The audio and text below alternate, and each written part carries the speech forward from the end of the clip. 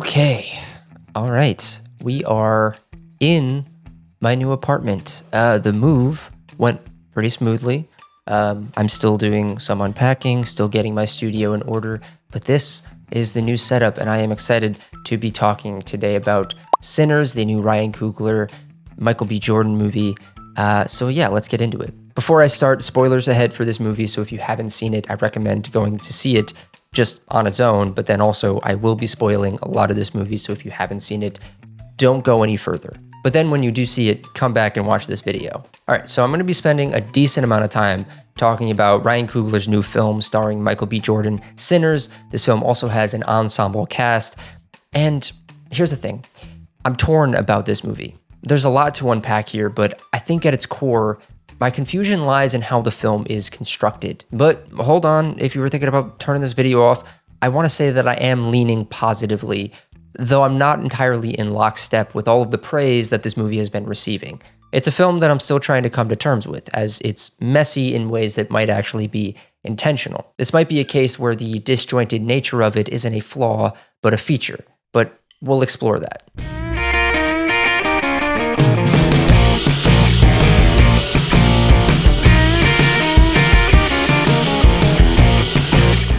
The film is set in the 1930s Mississippi Delta and revolves around twin brothers Smoke and Stack, both played by Michael B. Jordan. They've returned to their hometown after several years in Chicago working for and possibly betraying the mob.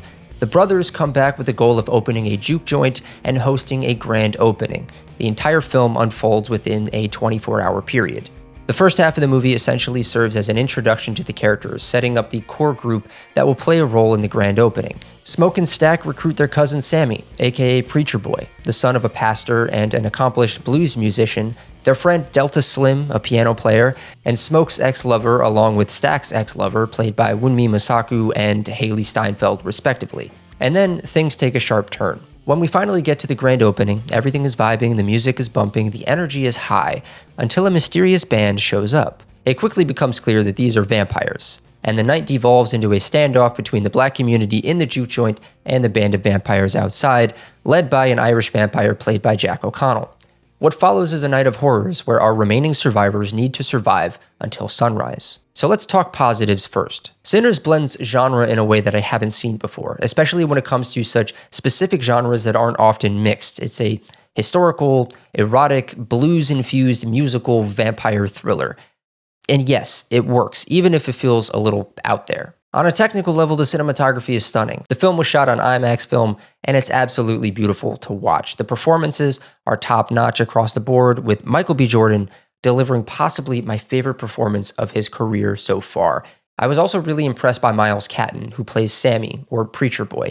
He holds his own, and the chemistry between him and the rest of the cast is pretty palpable. Jack O'Connell is also a standout as the leader of the vampires. His performance is chilling and just a blast to watch. Another positive I want to highlight is how the film dives into adult material and big, ambitious ideas. It's not every day that a studio takes risks like this. It's flashy, pulpy, and unafraid to tackle heavy, mature themes. In a landscape where so many films feel homogenous, Sinners swings big, and even if it's not a perfect hit, it's better than the alternative, a film that plays it safe. That said, this is where I feel like the film may have too many ideas at once. It dives deeply into black culture, blues music, and the way music genres have been co-opted over time. It touches on Irish history and its ties to black Southern history, especially in terms of colonization and cultural erasure. But with all these ideas, it's easy to get lost in the narrative, especially when you're trying to follow the development of so many characters. And because we have this mishmash of genre blending and pulpy action and eroticism and commentary, I think that anyone would be in their right mind to say that the movie is a little bloated with ideas.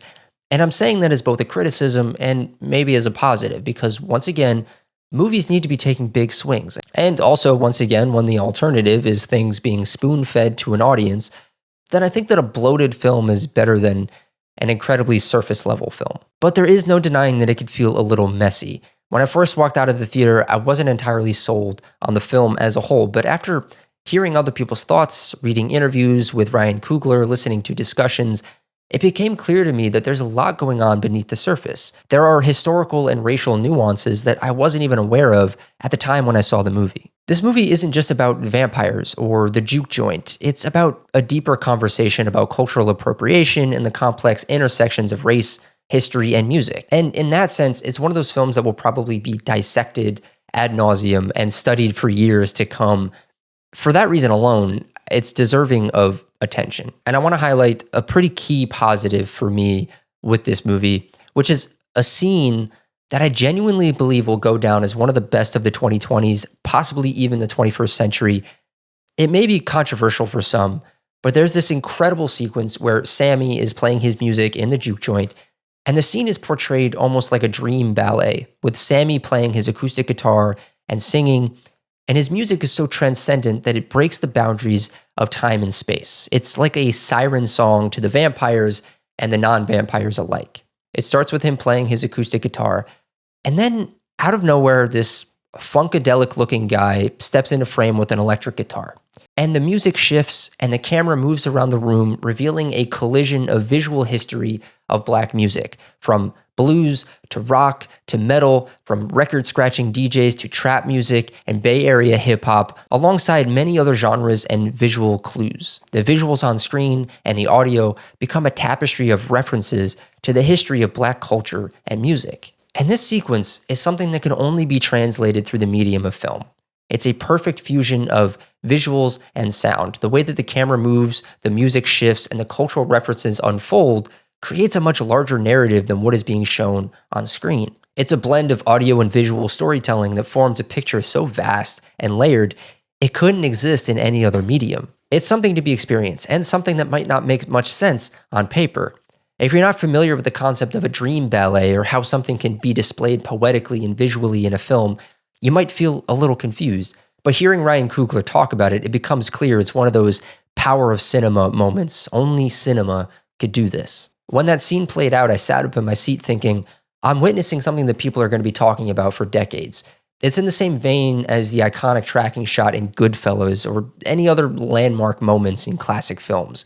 The scene definitely feels like it will go down in history. Okay, so moving past that, I want to touch on one more solid aspect of this movie, the way that it portrays the vampires as possibly not entirely wrong.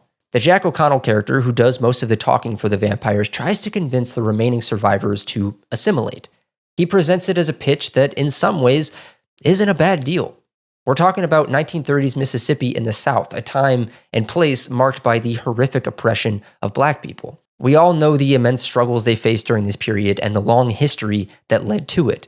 Jack O'Connell's character is Irish, and he's been alive long enough to witness the colonization of Ireland.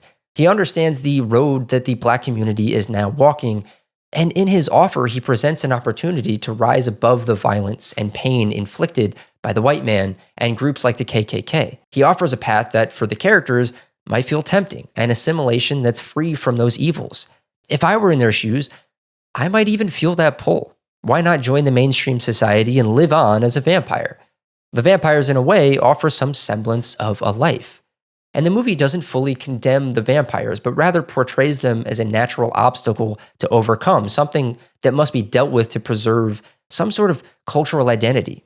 It's a fascinating dynamic. And that being said, I do want to push back a little bit because I never truly felt afraid of the vampires. Yes, they cause chaos, and yes, they force people into their cause, but they never felt smarter or more dangerous than the characters stuck in the juke joint. They didn't feel like a fresh take on vampires. In fact, they seemed fairly familiar in terms of cinematic vampire depictions. There have been so many different interpretations of vampires in film, from the ultra-slick, sexy versions to the raging zombie-esque ones like in 30 Days of Night, where the vampires are just relentless, rampaging killing machines. This movie falls somewhere in between, but never really breaks new ground. It doesn't feel like something I haven't seen before. On that note, let's officially move on to some of my negative opinions about this movie. For starters, the pacing and editing really threw me off, especially in the first half. While I don't mind a slower build-up, the film starts to feel a little too repetitive. The setup with the characters and their backstories, while important, does drag on a little bit too long in my opinion. I also found myself wishing that the film would just move a bit quicker. In short, the pacing feels a bit lopsided. We spend so much time building up to the moment when the vampire plotline finally shows up at the door, But once it does, the movie doesn't dedicate enough time to fully explore or develop that storyline. The tension and intrigue leading up to the vampire's arrival are great, but once they're introduced, it feels like the movie rushes to wrap things up too quickly. It's as if that plotline, which could have carried the weight of the entire film, doesn't get the time it deserves to really unfold and intensify. The buildup is strong, but the payoff feels somewhat underdeveloped and rushed in comparison. And once the vampires enter the scene, the energy picks up only to dip into what I would consider genre cliches. And here's where I think the film falters a little bit. It feels like the movie starts playing by the rules of the genre in a way that doesn't feel fresh anymore. The standoff between the humans and vampires follows a lot of familiar beats. The characters are stuck inside trying to survive the night with vampires right outside their door. There's even a scene that directly homages The Thing, where the characters are passing around a jar of garlic cloves, told to eat them to prove that they're not vampires. Naturally, there's one character who hesitates to eat garlic, and the others turn to look at them with suspicion. The tension rises. You're on the edge of your seat, wondering if one of them might be a vampire disguised as a non-vampire. Now, I love a good homage as much as anyone, but when you could predict the next move before it happens, it could just sort of dampen the overall experience. What's interesting is that on one hand, the film feels like a predictable pastiche of genre conventions, but on the other, it offers a wholly original take on the genre. One that could easily be mentioned in the same breath as the films that it's referencing, like The Thing, From Dusk Till Dawn, or Assault on Precinct 13. It takes genres we're familiar with and blends them with a setting that's rarely seen in cinema, a 1930s Mississippi Delta blues musical with hints of eroticism woven in. Another thing that rubbed me the wrong way is there's this climactic fight sequence where the vampires are inevitably invited into the juke joint. They burst in, there's guns blazing, and people are driving stakes through as many vampires as they can. It feels very much like the action movies we grew up with, this big battle between 40 vampires and about 6 humans. Realistically, the vampires would wipe them out in no time. But in movie logic, Michael B. Jordan's character's girlfriend or wife gets injured, bitten by a vampire. Somehow, there's enough time for Michael B. Jordan to kneel beside her, sobbing while the battle rages around them. He even manages to talk to her and then drive a stake through her heart. And now in reality, this wouldn't happen. With all the chaos, there's no way they'd get this quiet, intimate moment in the middle of a massive fight. And look, this is a criticism that I would level at any movie that does this. But when it's a film that's clearly aware of its cinematic influences and homages to what came before, I could almost forgive it a little bit more. And just adding to that, the editing gets a little clunky in the final act. Characters move between locations so quickly that it feels like the film is skipping over crucial moments just to get to the next beat. And by the end, the film almost has like a Lord of the Rings Return of the King situation where every time I think, okay, this is going to be the final shot of the movie, there's like another 3-minute montage followed by characters talking and saying more things. There's even an epilogue in this movie, so don't get up after the credits start rolling. I'm not sure how I feel about this epilogue. On the one hand, it provides a nice closure to the movie, but on the other, it feels like the film just keeps going. And by that point, that bloated nature that I was talking about earlier only intensifies. Overall, I think the editing and pacing and its over-reliance on genre conventions are what hold this movie back from being something that I, capital L, love. Certainly, the negatives of this movie don't outweigh the positives. There are so many great aspects of it. I haven't even touched on how beautifully lush and transcendent the musical sequences are. The one that I mentioned earlier, featuring the history of black music, is a standout. But there's also this amazing Irish jig outside where the vampires are doing their own little song and dance, which is truly remarkable. My theater was loving it. The music in this film is phenomenal, and the sound design is equally impressive. The cinematography, while at times a bit frustrating, is ultimately beautiful, and we love a movie shot on film. It's a movie that many people are praising, and I do think that praise is well-deserved, though I do take issue with people calling it a 10 out of 10 masterpiece. I think it's a movie that I need to sit with a bit longer, but I do believe it's one that people will continue to watch for years to come. I kind of foresee this becoming a bit of a classic in the years ahead, but more so within the realm of genre films. Films like The Thing or From Dusk Till Dawn are classics among cinephiles and those who enjoy this kind of genre storytelling, but I'm not sure that they're considered classics by your everyday average viewer. But who knows? Okay, am I recording? Yes, I'm recording. Hi, so I'm in the process of editing this video. Again, I'm trying to do this kind of quickly because I've got a lot of work to do. But I was editing this video and I got toward the end of it and I was like, man, there's so much stuff about this movie that I didn't talk about. And even a little bit earlier, I was having breakfast. I was talking to my girlfriend and I was talking to her about the movie and I kept bringing up these things and I was like, damn, why didn't I mention that in my video about this movie? So I'm sort of just kind of doing a little bit of an amendment here at the end where it seems like I am incredibly lukewarm on this movie. And I want to just dispel that notion and just say this movie is almost infinitely dissectable. And there's so much to talk about within it. And I don't think I did a very good job in this video of hitting all of the key points or as many key points as could be brought up. I didn't even really talk about a lot of the themes.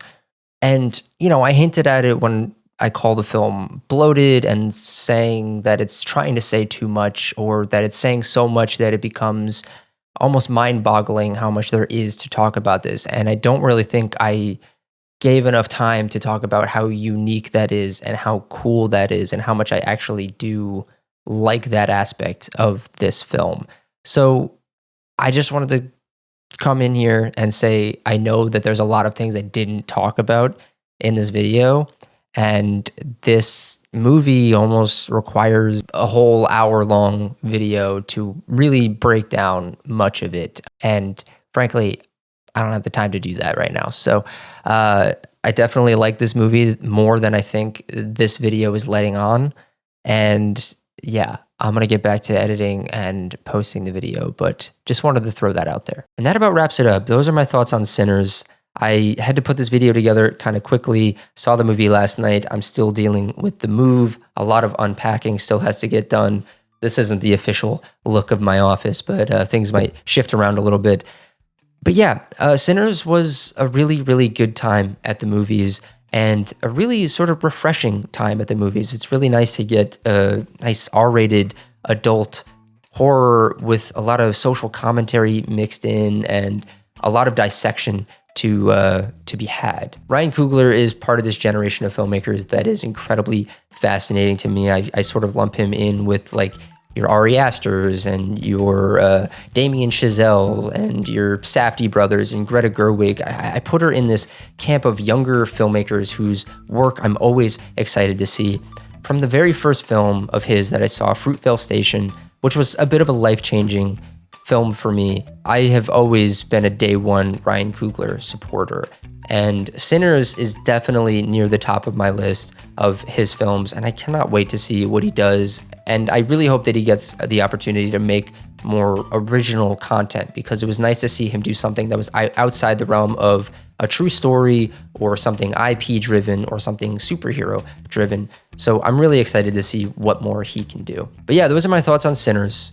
Let me know what you thought of the movie down in the comments. Don't forget to hit the subscribe button, hit the bell to be notified when new videos come out on this channel, and I will see you all next time.